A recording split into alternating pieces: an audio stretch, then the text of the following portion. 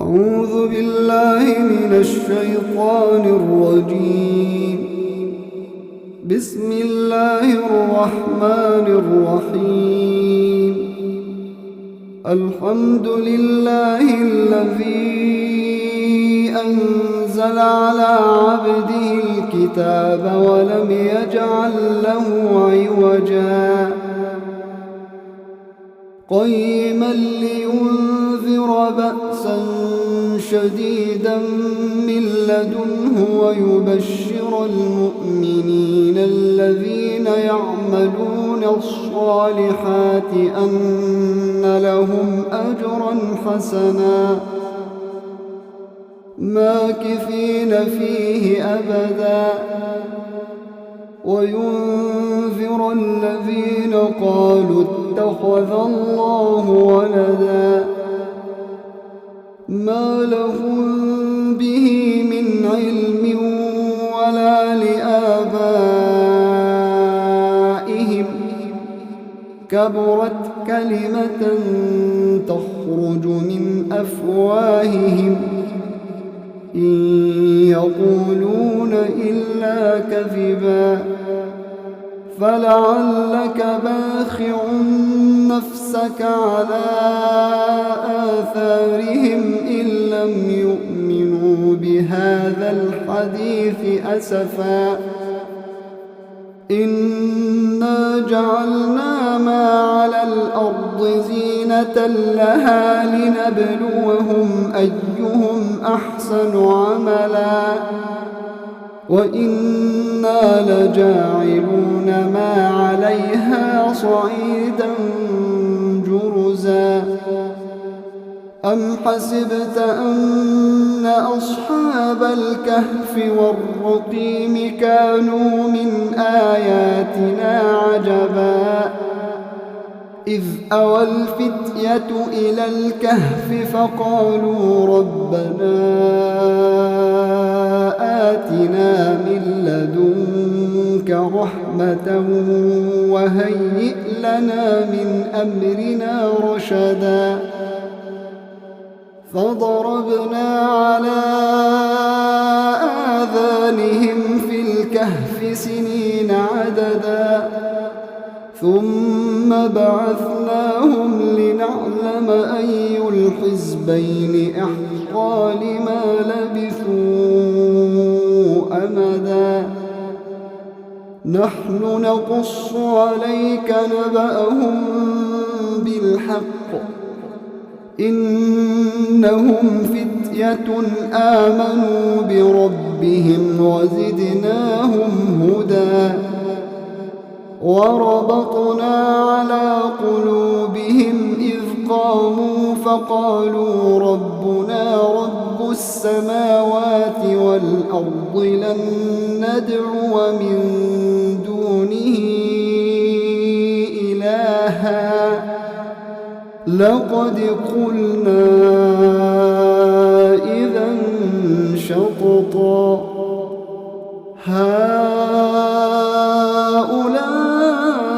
هؤلاء قومنا اتخذوا من دونه آلهة لولا يأتون عليهم بسلطان بين فمن أظلم ممن افترى على الله كذبا وإذ اعتزلتموهم وما يعبدون إلا الله فأووا إلى الكهف ينشر لكم ربكم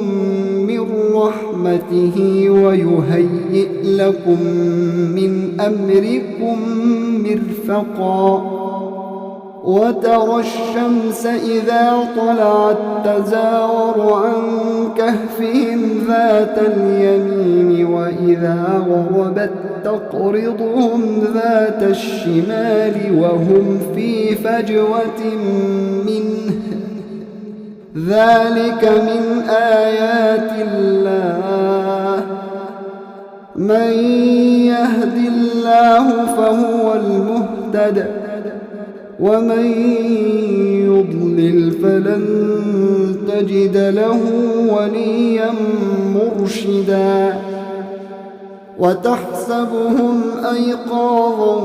وهم رقود ونقلبهم ذات اليمين وذات الشمال وكلبهم باسط ذراعيه بالوصيد لو اطلعت عليهم لوليت منهم فرارا ولملئت منهم رعبا وكذلك بعثناهم ليتساءلوا بينهم قال قائل منهم كم لبثتم قالوا لبثنا يوما أو بعض يوم قالوا ربكم أعلم بما لبثتم فابعثوا أحدكم بورقكم هذه إلى المدينة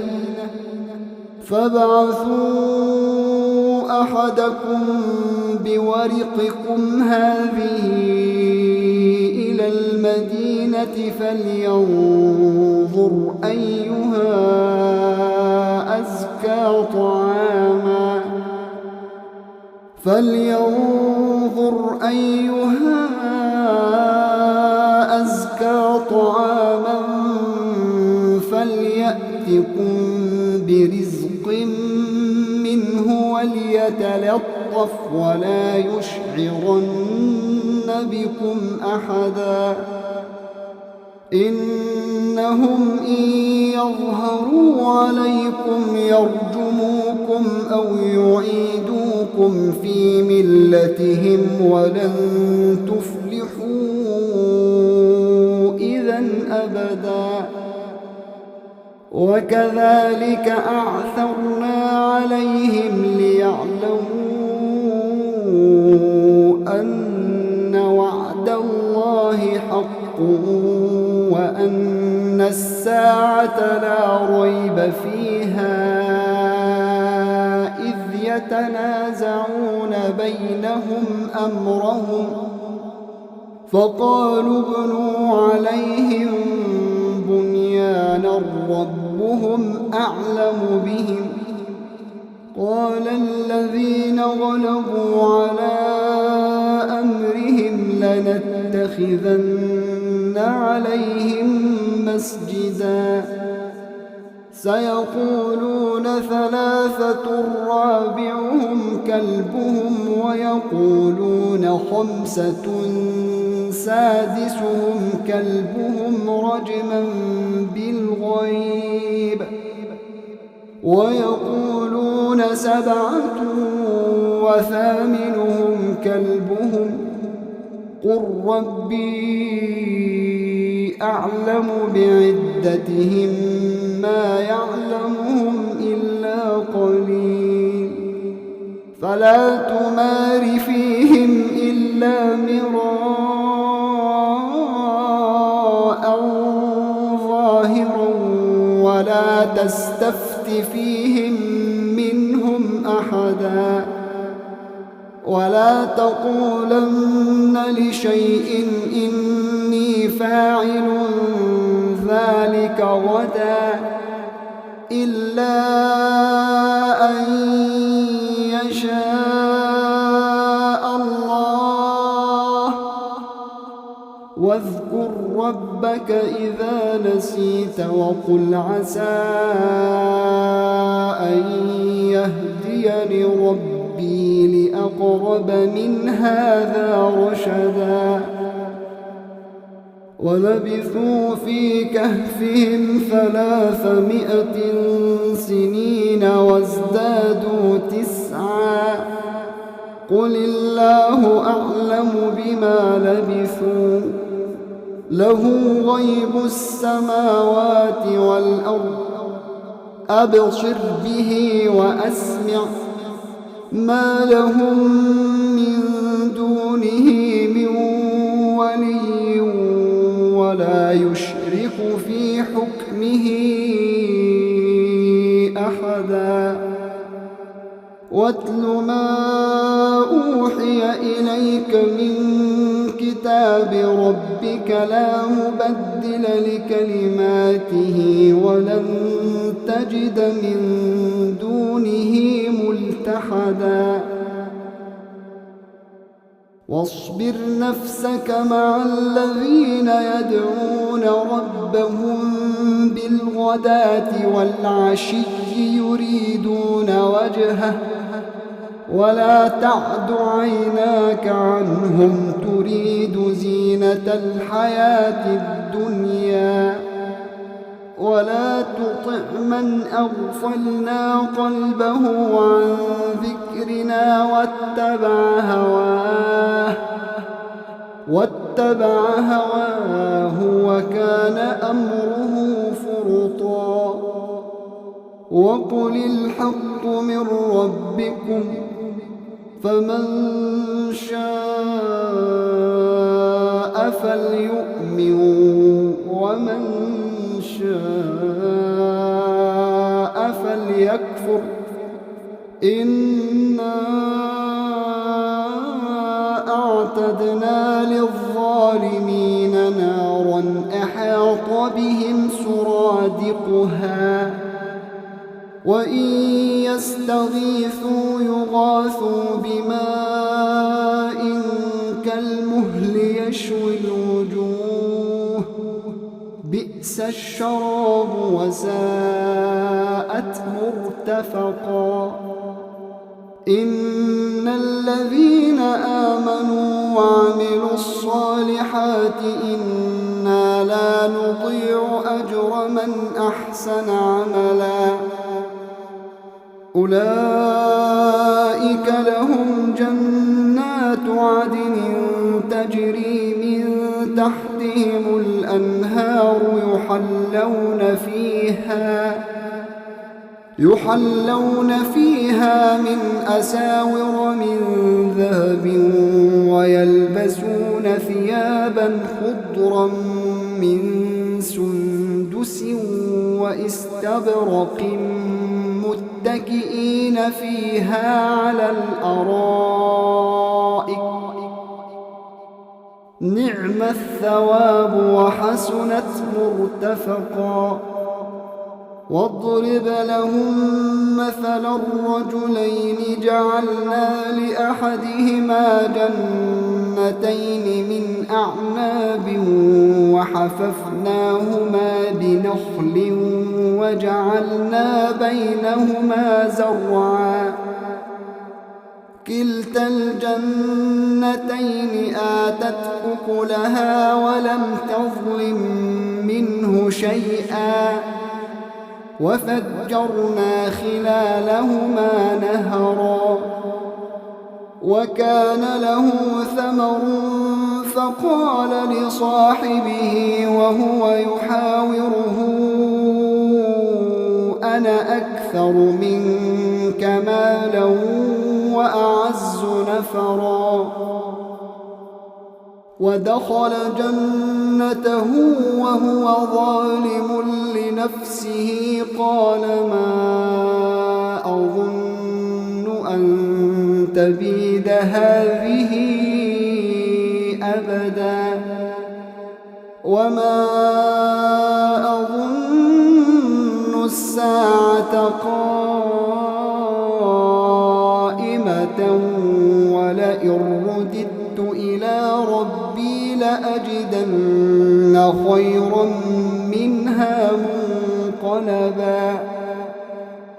قال له صاحبه وهو يحاوره أكفرت بالذي خلقك من تراب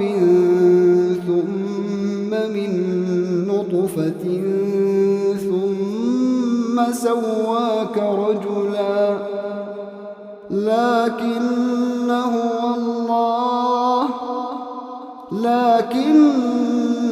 هو الله ربي ولا أشرك بربي أحدا ولولا إذ دخلت جنتك قلت ما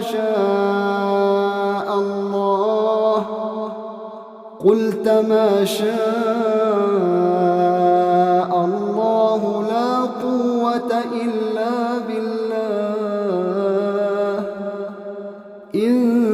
ترني أنا أقل منك مالا وولدا فعسى ربي أن يؤتيني خيرا من جنتك ويرسل عليها حسبانا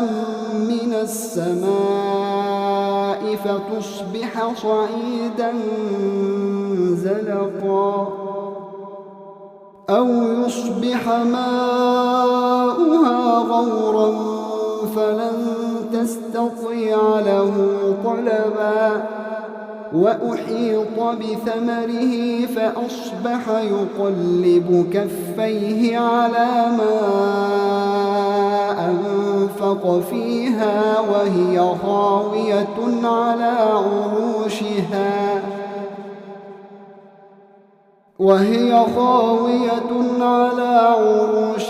ويقول يا ليتني لم أشرك بربي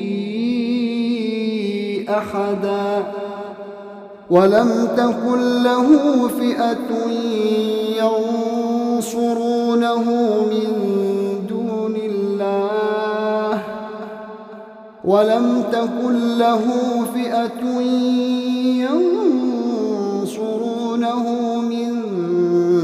الله وما كان منتصرا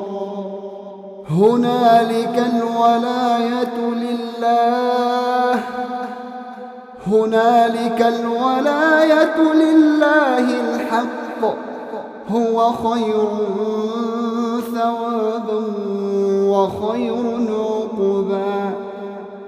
واضرب لهم مثل الحياة الدنيا كماء أنزلناه من السماء فاختلط به نبات الأرض فأصبح هشيما تذروه الرياح وكان الله على كل شيء مقتدرا المال والبنون زينة الحياة الدنيا والباقيات الصالحات خير عند ربك ثوابا وخير أملا ويوم نسير الجبال وترى الأرض بارزة وحشرناهم فلم نغادر منهم أحدا وعرضوا على ربك صفا لقد جئتمونا كما خلقناكم أول مرة بل زعمتم أن لن نجعل لكم موعدا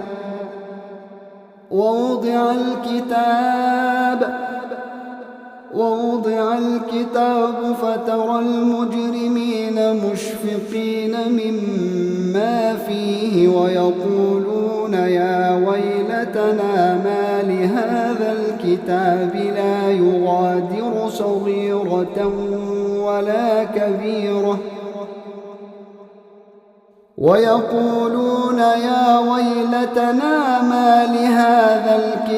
لا يغادر صغيرة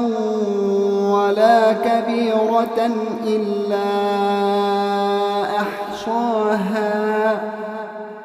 ووجدوا ما عملوا حاضرا ولا يظلم ربك أحدا وإذ قلنا للملائكة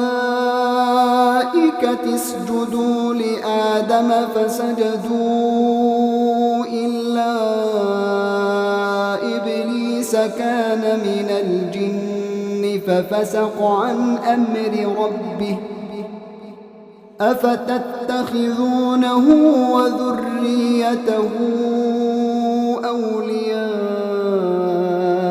من دوني وهم لكم عدو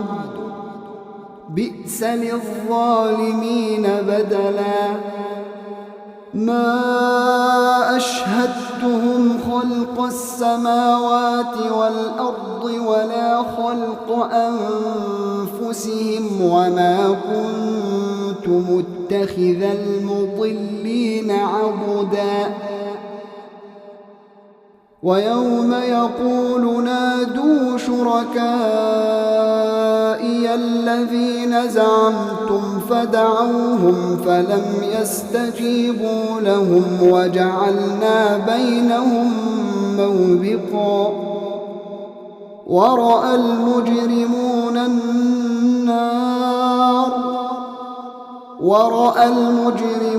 النار فظنوا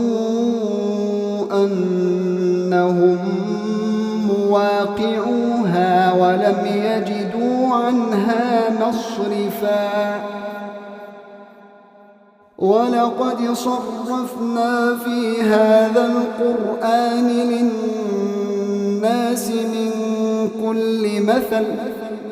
وكان الإنسان أكثر شيء جدلا وما منع الناس أن يؤمنوا إذ جاءهم الهدى ويستغفروا ربهم إلا أن تأتيهم سنة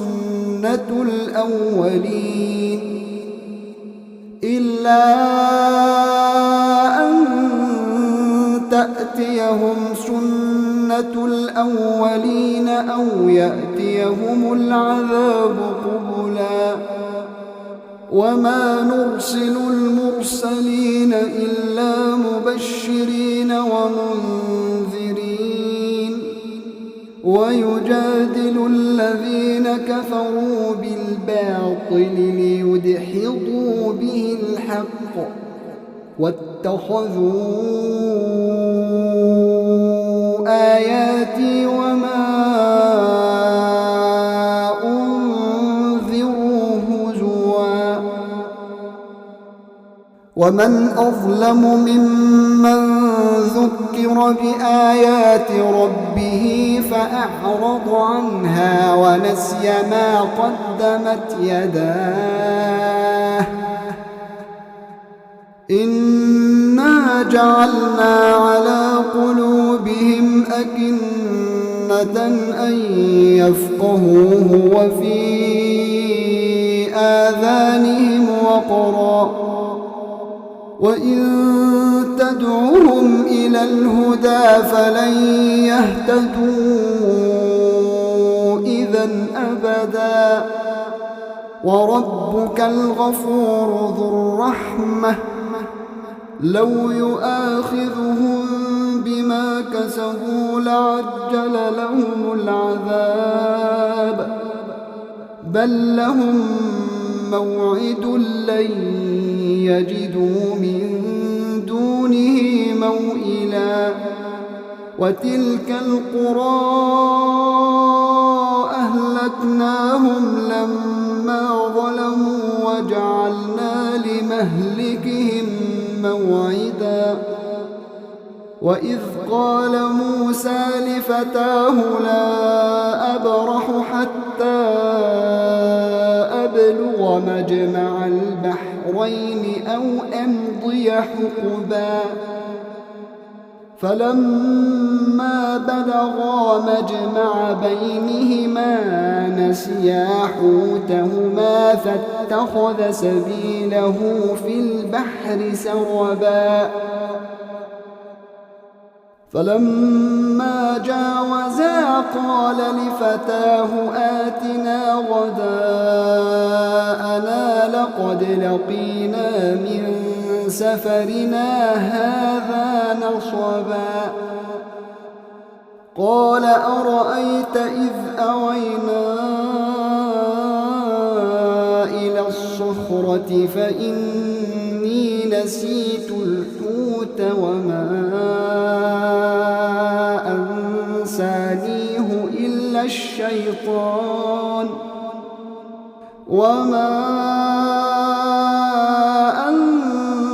أنسانيه إلا الشيطان أن أذكره واتخذ سبيله في البحر عجبا قال ذلك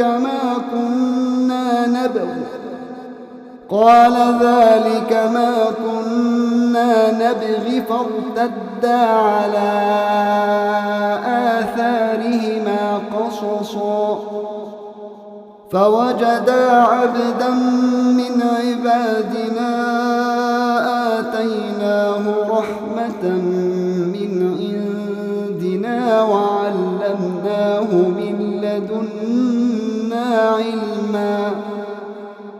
قال له موسى هل أتبعك على أن تعلمني مما علمت رشدا قال إنك لن تستطيع معي صبرا وكيف تصبر على ما لم تحط به خبرا قال ستجدني إن شاء الله صابرا ولا أعصي لك أمرا قال فإن اتبعتني فلا تسألني عن شيء حتى أحدث لك منه ذكرا فانطلقا حتى إذا ركبا في السفينة خرقها قال أخرقتها لتغرق أهلها لقد جئت شيئا إمرا قال ألم أقل إنك لن تستطيع معي صبرا قال لا تؤاخذني بما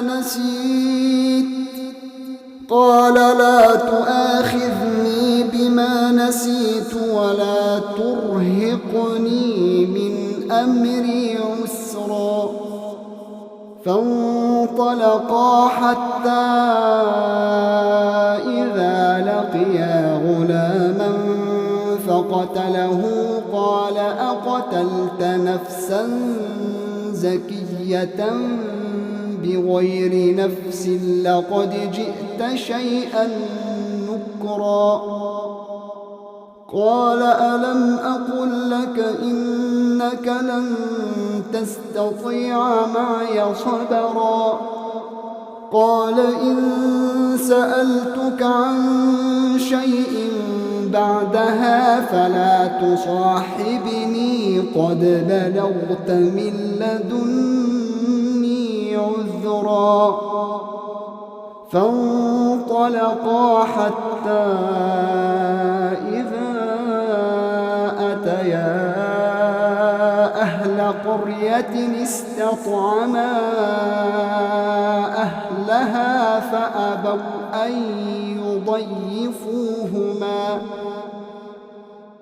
فأبوا أن يضيفوهما فوجدا فيها جدارا يريد أن ينقض فأقامه قال لو شئت لاتخذت عليه أجرا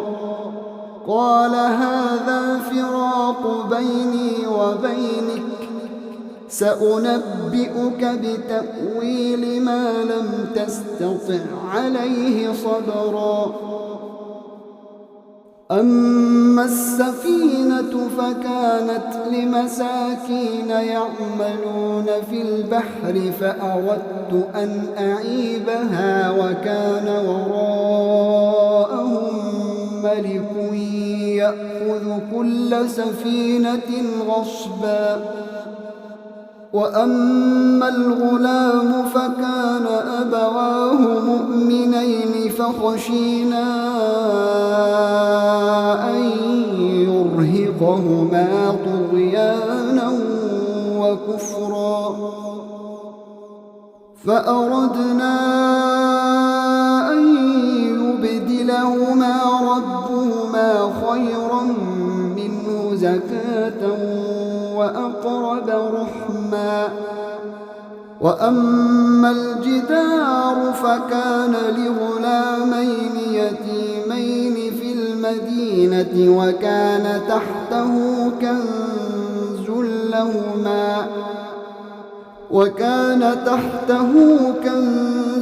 لهما وكان أبوهما صالحا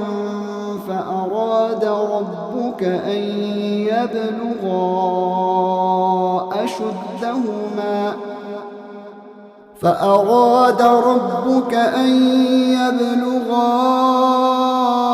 أشدهما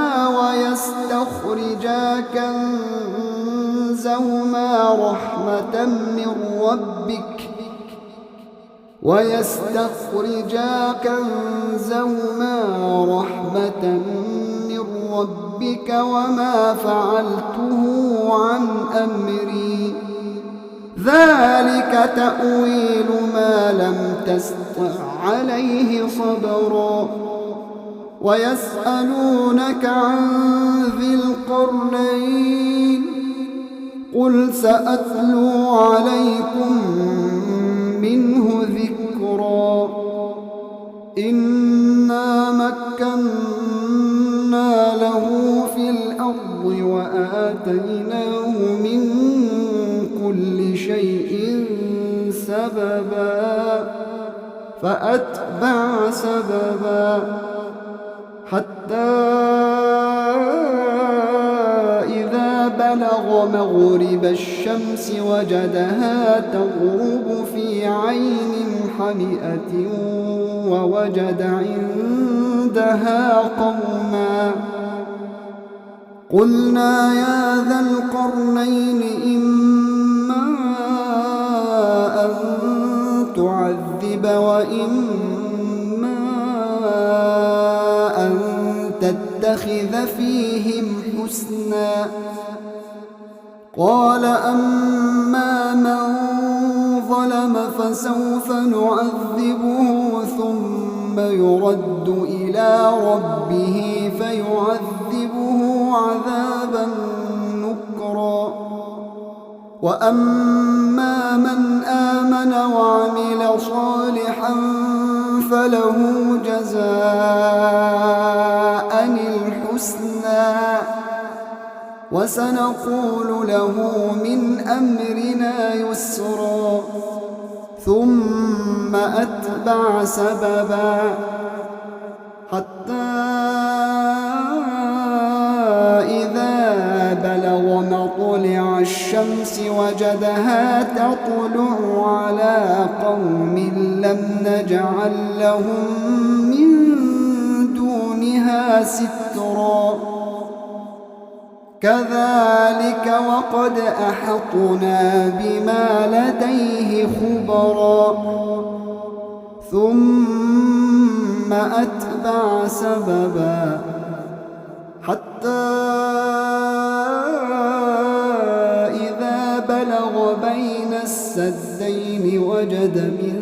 دونهما قوما لا يكادون يفقهون قولا قالوا يا ذا القرنين إن يأجوج ومأجوج مفسدون في الأرض فهل نجعل لك خرجا على أن تجعل بيننا وبينهم سدا قال ما مكني فيه ربي خير فأعينوني بقوة أجعل بينكم وبينهم ردما آتوني زبر الحديد حتى إذا ساوى بين الصدفين قال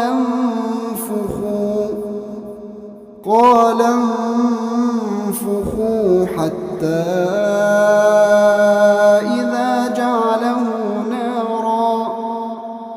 حتى إذا جعله نارا قال آتوني أفرغ عليه قطرا فما استطاعوا أن يظهروه وما استطاعوا له نقبا قال هذا رحمة من ربي فإذا جاء وعد ربي جعله دكاء وكان وعد ربي حقا وتركنا بعضهم يومئذ يموج في بعض ونفخ في الصور فجمعناهم جمعا وعرضنا جهنم يومئذ للكافرين عرضا الذين كانت أعينهم في غطاء عن ذكري وكانوا لا يستطيعون سمعا أفحسب الذين كفروا أن يتخذوا عبادي من دوني أولياء إنا أعتدنا جهنم للكافرين نزلا قل هل ننبئكم بالأخسرين أعمالا الذين ضل سعيهم في الحياة الدنيا وهم يحسبون أنهم يحسنون صنعا أولئك الذين كفروا بآيات ربهم ولقائه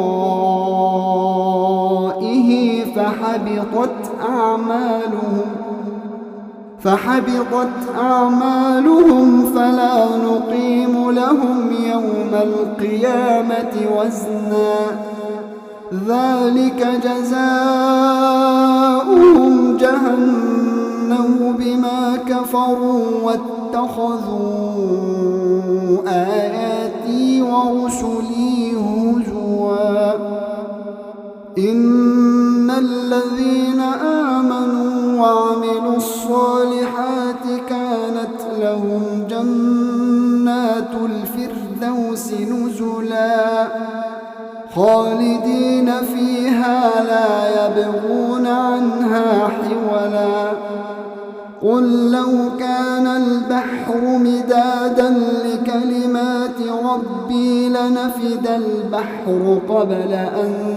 تنفد كلمات ربي ولو جئنا بمثله مددا قل إنما أنا بشر مثلكم يوحى إلي أنما إلهكم إله واحد فمن كان يرجو لقاء ربه فليعمل عملا صالحا ولا يشرك بعبادة ربه أحدا.